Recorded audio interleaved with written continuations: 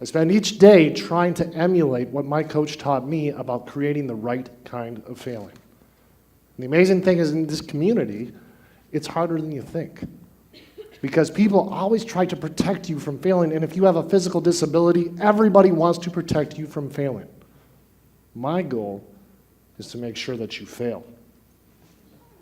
Really. It doesn't always happen, though, and it breaks my heart. In 2006, I was invited to go to Tanzania. I got to bring wheelchair tennis to a developing nation, and I had never done that before. It was a huge honor. And I went out to Moshi, Tanzania, and I've got Mount Kilimanjaro in the background, and I am feeling really cool. I've got 30 people ready to play wheelchair tennis. They are smiling. They are excited, except for this one. She looked at me like she hated me. For 2.5 hours, she would not smile, and I did everything. I wiggled my ears, I danced, I did whatever I could, and I was going to make her smile. At 3 hours, I saw a little tick. And all of a sudden, she took a tennis ball, threw it at me, I let it hit my chest, and she cracked up. For the rest of the day, she smiled, she laughed, and she was absolutely horrible. She was not a good tennis player, and to me, it was the most beautiful thing.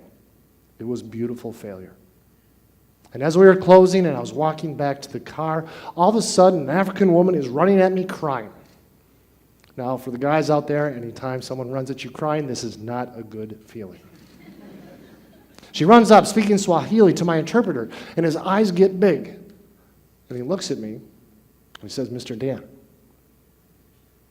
her mother says that she has not smiled in 5 years.